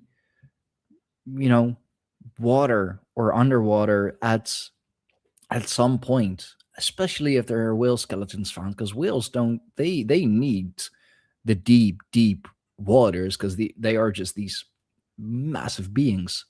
Of course, like you won't find a whale in your neighborhood pond. I mean, maybe the neighbor who likes to eat, but it's not the kind of whale we're talking about. The Himalayas, man. When I first went up into the north of Kashmir, up into Ladakh, and I walked across the desert floor, I was like blown away. I was like I had a guy with me who was taking us and showing us, because you can get lost in those deserts. And I was trekking out there. And I was like, dude, this is an ocean floor. Look at this. These are sea fossils. I was picking them up. These are ocean fossils. This is this. This is this. And he was like, yeah. Same everywhere. And everywhere I went in Ladakh, I noticed this. Huge plains, massive salt plains where there's salt everywhere. Like evidence of the ocean being there. Salt everywhere. Himalayan rock salt, black salt, pink salt. And, you can't imagine that somehow They went and, like, I'm talking not over small areas, I'm talking over huge areas. So imagine they went and fetched like 500,000 tons of fossils from the sea and drag them up to put them, lay them out. I mean, it's not realistic. The only other option is that there was an ocean there. The Dead Sea. Like, what's the Dead Sea? How did it get there? Well, the ocean was there, right? Mhm. The ocean's been in different places. So I think, like, this is an interesting point. And looking at elements of paganism, like, okay, so what have we not covered? Let's see what we haven't. Deity worship, magical spells, right? The green man was central to maintaining the crops, right? Everyone would have a green man type spirit, a watchful spirit that would watch over your crops. It was the spirit of nature. It would make sure, but in order for the green man to work, you had to do something. You had to cast spells. You had to do a special ritual on solstice, right? The ritual had to be done in a certain way. Everybody had to be a part of the ritual. Everybody had to partake in it. It was, you didn't get like an exemption card, like, nah, I don't feel like doing the pagan ritual. It's like, no, we have to do this. We do this so that we can eat in winter, right? Yeah. Like, we want to survive. And so we are going to do what it takes to make this deity give us the blessings of nature. And so you'll find that this is like far more universal. And it doesn't matter whether you're in East Asia or South America or Europe or Africa. It's the same thing. Wherever you go, it's the same idea. Some kind of a ritual that you do at a special time of the year where the sun is over there and these planets are aligned like this, and that now we're going to do this special ritual. We do it every year. We do it with our heart and with soul. And we are going to sacrifice. We're going to give our important stuff, things that are valuable to us. We're going to put our time and energy. We're going to build a massive, beautiful effigy, which we're going to burn, for example. All that time and effort, we could have been having fun and, having sex and whatever. No. We were building effigies. This is what we did. So, like this, I think, is a big part, and magic is a big part of our pagan history. And so you've got like Wicca. Like, what is Wicca? Wicca is a pagan revival. They are taking pagan knowledge, pagan secrets, and they're applying it in a modern context, trying to borrow certain techniques that the pagan people knew and understood and used, and putting it into a format that can be used magically. But a lot of this is ancient pagan knowledge, and it was a part of us. Like, we would build these structures, right? Whatever they were, religious structures. Were they patterns in the trees, or would we plant groves of trees, or would we move stone circles, or would we build a building that looked like this or like that? Or, every different group had their own version of how they do things, but they all did them. And so I think, like, magic, what we know as magic these days is something that, like, we've been sort of disconnected from. And that was how we worship nature, right? That was how we revered the deities. These deities were important to us. And then Christianity came along. Yeah. And said, well, we've got a not so pagan form of paganism that's not paganism. Join us. And they basically said what Quick C is saying. Yeah. And they were like, okay, so we only got 3 deities. We're gonna get rid of all the other deities. We're gonna call them angels. We're gonna call them all angels and archangels. And spirits of archangels and spirits of angels and sylphs, and we're just gonna have 3 main deities. Got the Father, got the Son, and the Holy Spirit. Those will be your 3 deities. You're allowed to be a pagan if you worship 3 deities and angels, but that form of deities isn't allowed. But it's the same thing. So you've got your main deities and your less important deities. No. That's paganism. So paganism was like branded as a swear word. And to this day, pagans carry what I call pagan guilt. What do you think about pagan guilt? I I mean, don't know. from a Christian I don't perspective. have any. um, yeah, I mean, yeah, it was definitely a term meant to, it's a derogatory term. It's meant to demonize us. Like we're, to be a pagan.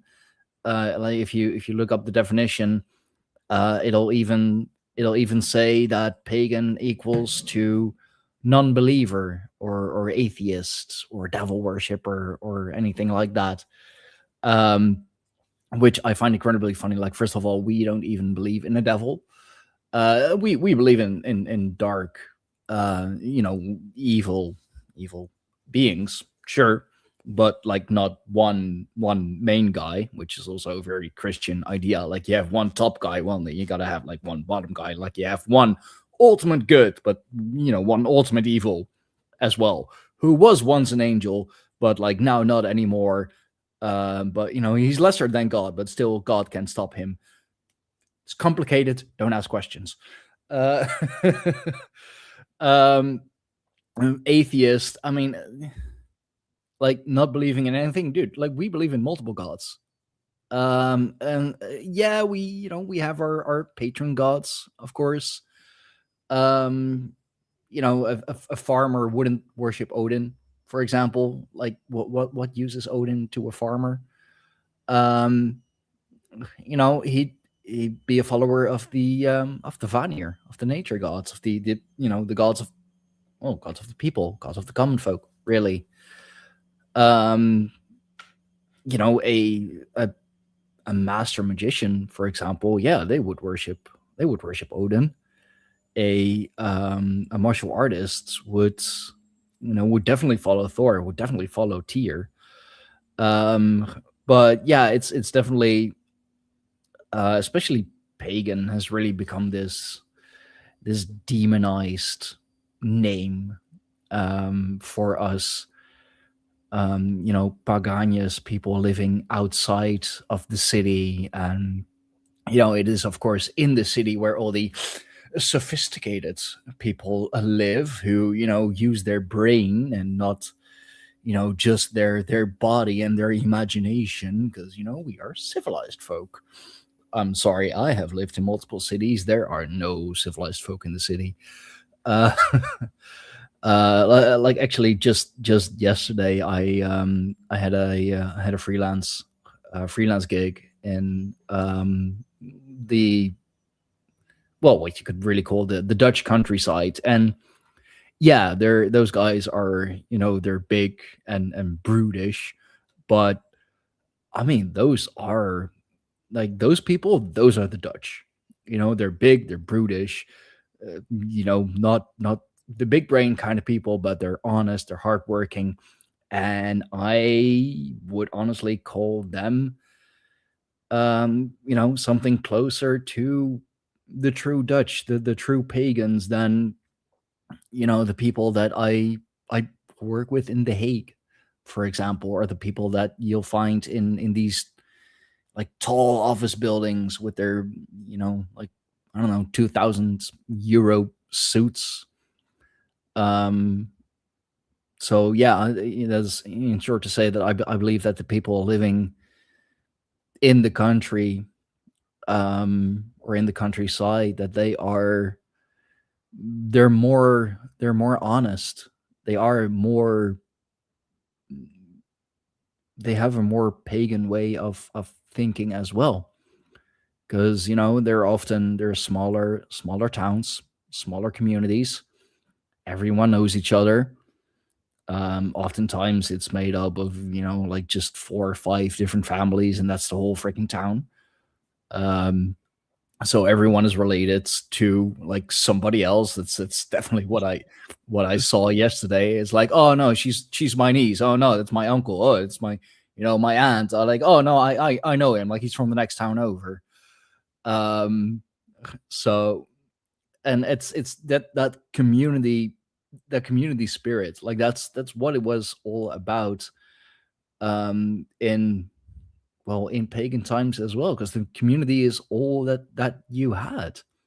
Like, you needed each other to survive. As you just said, like, you all partake in the ritual so that you are ensured of a good harvest, so you'll survive the winter.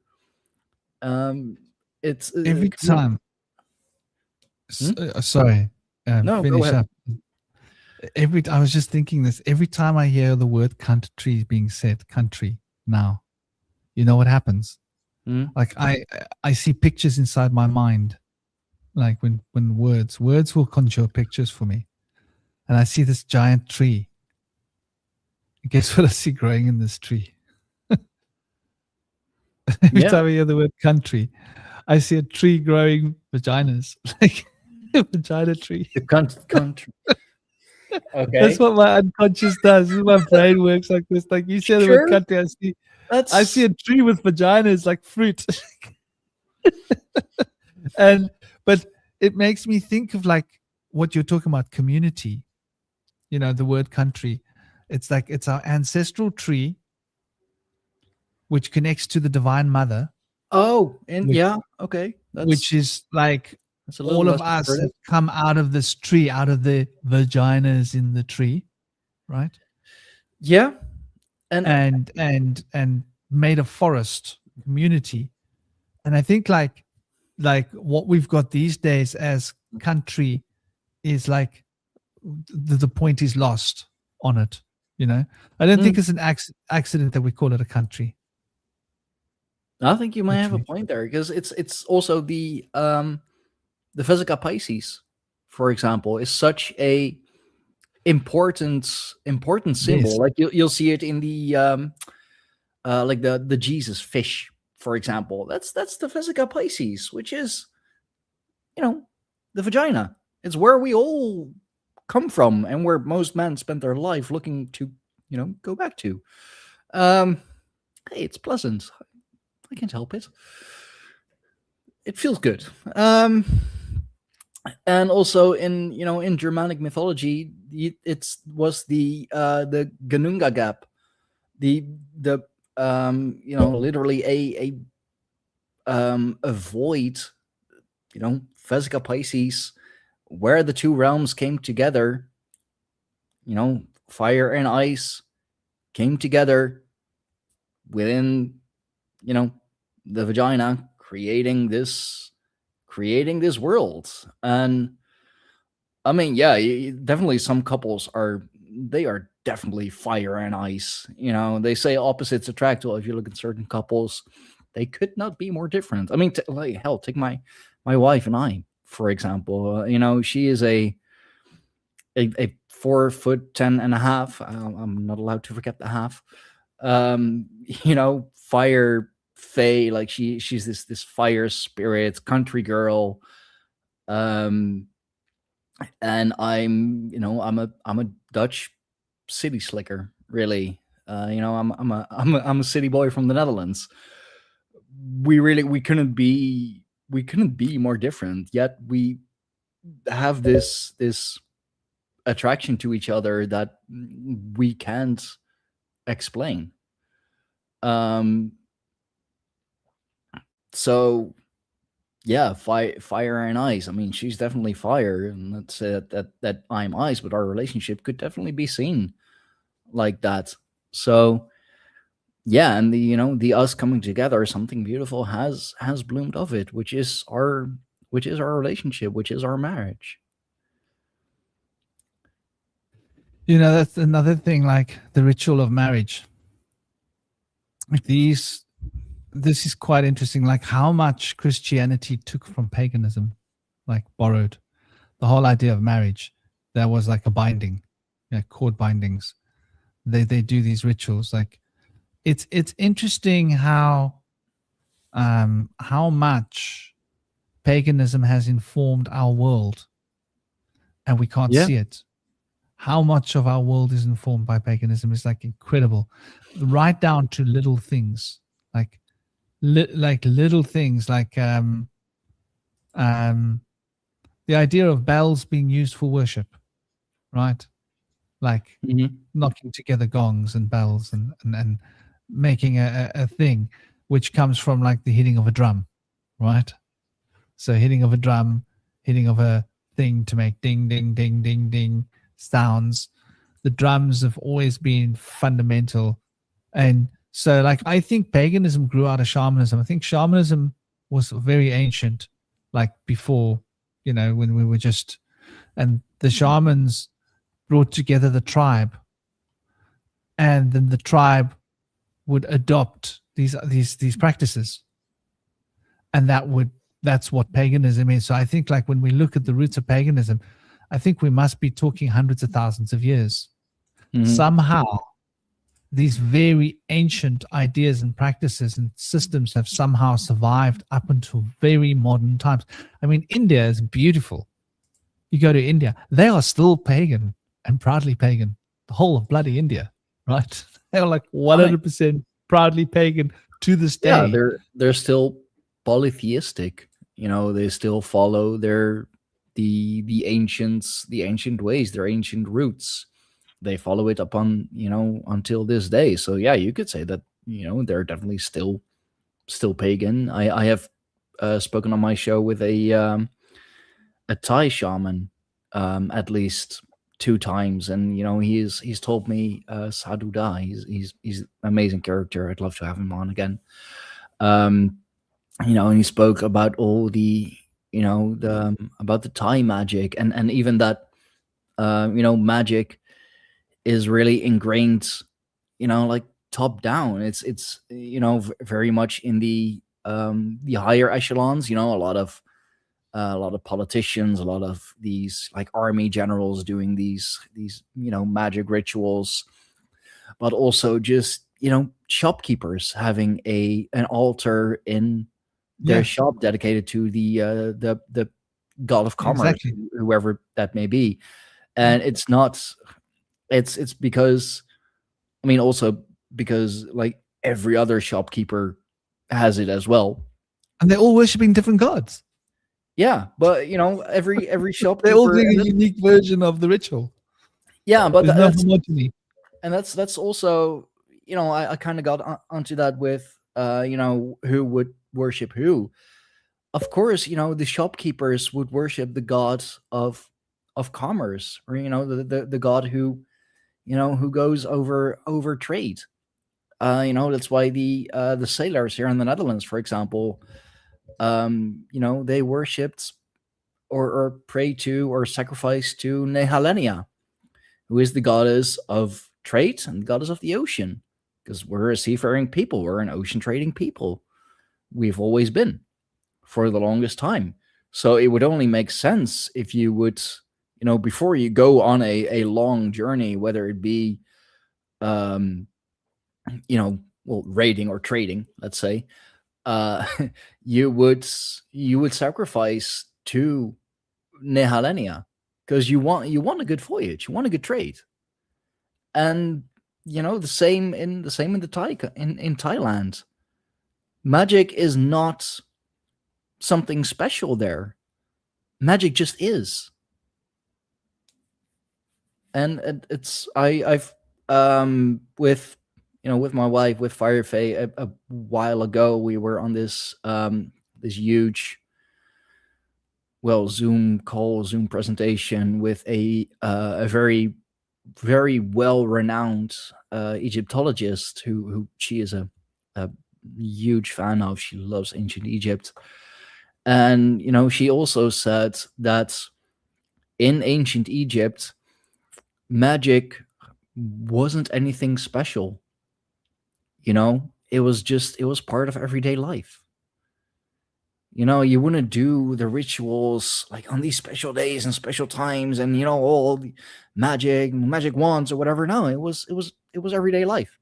Magic, as I said, like magic just is. And that's something that we have lost in the West, and have created mythologies about, have created stories about. And now magic is this fantastical thing. No, magic is still there, and I mean, it's pretty cheesy, but magic is also in the little things. My wife, she absolutely loves her nephew. We call him Squishy because he's small and he's squishy.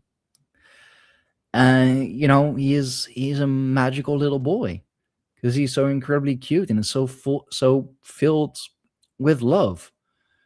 And that's magical. The love of a child is magical. I mean, we finally have a bit of sunshine here, which is also quite, even the sun is quite magical. Solar worship is one of the most ancient forms of deity worship there is. So magic is everywhere. Magic is everything. It's not special.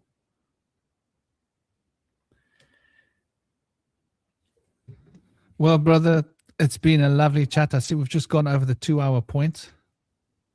Unless there's any last ideas. Namaste, the star. I hope you're well. We're just about to sign off. We need to eat lunch. Yeah, I still need to have breakfast. But I mean, me too. I haven't eaten. I skipped breakfast like a long time ago. It was straight to lunch. yeah. Well, first meal of the day is still breakfast. Doesn't matter what time it is. Might be 6 a.m, 6 p.m. First meal is breakfast. Doesn't matter. Last thoughts. I don't know. I'd say, listen to your or find your mythologies. Write your own mythology. Mythologize yourself. Create these grand stories about yourself. Because why not? And let's make magic great again. Hell yeah. And by making it great, we mean like breaking it down into its little bits, grating it down into, like the sand underneath our feet, everywhere, the soil that grows our food. I think the more we devote ourselves to developing our natural relationship with nature and the living forces of nature, which is also the living forces that bring our nature to fruition, the same forces of life that feed who we are the same forces that feed the flower and the plant and the ox and the cow and the pig and the goat and the bird and the trees. Don't forget the trees and the whales. So let's start digging deep into ourselves and going back to nature, because this is what we've lost. We've lost respect for nature as a society. And people are scared of nature. Do not fear nature, but revere nature, respect nature, go into nature humble. Yep. If you see a snake, don't run from it. Sit down on the ground and humble yourself. Snake will not bite you if you humble yourself. Animals won't harm you if you humble yourself. But if you're like fearful and panicking, they won't trust you. And if they don't trust you, you're in danger. So I think embrace nature, embrace magic. And that's also a huge part of the pagan revival. Of course, reconnect with nature, reconnect with your inner being. We are all nature. Nature is us. So by reconnecting with nature, we reconnect with who we truly are, what we truly are. Call it a spiritual revival. Call it the second coming of Jesus. I like to call it the pagan revival. Either way, let's get back to that. Let's do that again, because that's a pretty good idea. It can only be beneficial. Yeah, man. And don't let people. My son's mother's always trying to use against me that, like, you and your paganism and your pagan ways, because I'm always in tune with nature, and I'm always like, I'm chanting sacred songs which are, nature deities. And she's like, Ganesha is a demon. I'm like, no. Oh, I'm so tired. So you might have to face up to the Christian scorn, but straighten your back and take the scorn and go, thank you for your scorn. You may keep it. It's yours. You had it. You created it. You enjoy it. I'm going to enjoy my nature. Christianity had to take so much from paganism anyway to even be slightly accepted. So Exactly. It's like I always say, at least I'm honest about my paganism. true that. You are a pagan pretending to be something you're not. Come on, which one of us is keeping it real? She doesn't like that. And I taught my son. Yeah, like he came and he said, "Oh, paganism." I said, "Oh, in the church, what's that thing on the wall? Man hanging on a cross." I said, "Oh, what's that?" I said, like, what's the difference? Think about it for a moment. And he started realizing, okay, so whether it's a Ganesha statue or whether it's a man hanging on the cross, it's not really a big difference. Or Odin hanging on the tree, who Or also Odin hanging on the tree. pierced with a spear. Not a difference, right? Oh, it's okay to wear a cross of Emmanuel hanging on a tree on your chest, but it's not okay to wear a Thor hammer. Come on. Think it through, buddy. What's the difference? I'm the evil pagan and they're the good Christian. But I wear a symbol of power. They wear a symbol of death. Well, namaste, Edward. The blind is leading the blind here. Well, maybe all you got to do is wash your eyes out. I suggest urine. Urine's a great way to wash your eyes out if you're feeling a bit blind. Good luck. It's always good to wash the eyes out well. Keep our eyes open. If we can't see it, then we just need to look a little harder, look a little deeper. We're all the same. Humanity is humanity. If we look deep into the heart of Christianity, we'll see a pagan. And if we look deep into the heart of paganism, we'll see the same values as Christianity. Don't lie, don't steal, don't cheat, don't do bad things, don't harm people, respect other people, respect their freedom to pursue their lives. We all know what's good and bad in our hearts, right? Yeah. Because if we do something that's not good, we feel like, oh, I feel bad I did that, I'd say one difference is, Christianity says turn the other cheek and paganism says eye for an eye. Well, old Christianity says eye for an eye as well. Yeah, like Jesus, on the spot braiding the whip to whip the merchants out of the temple. Like, where is that guy gone? I like him. Yeah, well, this is what I'm saying. Like the Romans got hold of the book. They were like, do we want them taking our eyes? No. We want them turning the other cheek. Why? Do we want You're charging us too much taxes. Just turn the other cheek. Okay. Yeah. It's all about taxes, people. Do we want them powerful or do we want them under our subjugation? Well, I think I know what the answer is. So let's write it to our advantage. Turn the other cheek. Just take it. The word ta is to receive. Ta. Right? Ta. So we get from that developing the word take. Right? Which is the root, coming from the root of ta. And then X is an old sign of Saturn. Right? The Saturnalia festival. So the tax, that the church charged. The tax started with the church. Before the kings, started with the church. And it was a religious thing. It was a pagan thing that we had to give we had to sacrifice and give to Saturn or to the green man, which was previously Saturn.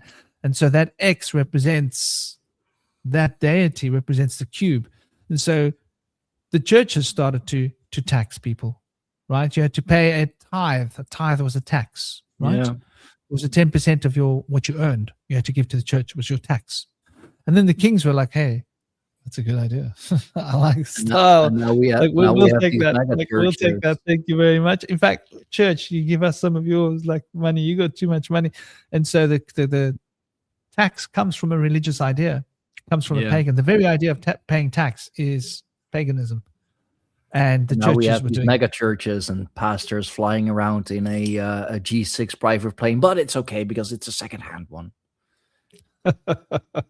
Yeah.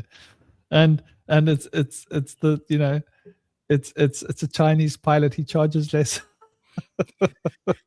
Yeah, yeah. You know, if God didn't want me to have this plane, it's. I mean, I guess God bless me with the plane. You know? that's God's one way to blessings. rationalize it. Like, if God didn't want me to have this plane, he wouldn't have made it so cheap. I mean, yeah, sure. I'm sure you got that G6 on a bargain. Only 200 million. Well, everyone else in your congregation flies economy at best. Yeah. Well, big love to everybody in the chat. Take it easy. Keep it sweet. Keep smiling. It's been great, guys. As always, Stein, an honor and lovely chatting with you. Hope you enjoy your Saturday. Enjoy your breakfast, lunch, your food. Sunday even. Take it easy. Enjoy the sunshine. It's raining cats and dogs here. So, well, switch of the seasons. I'm keeping the sunshine. Sorry. Tom Rue, Chaos, Gaz, Howard, Edward, big love to you. Take it easy. And obviously everybody else that's been here chatting with us, Tom Rue and the Star and every day and big love to all of you. Take it easy. Enjoy your Sunday. Big smiles, big blessings. Om Namah Shivaya. Take it easy and revere nature. Keep the magic alive. Let's make nature great again. How do we make nature great again? We leave her alone.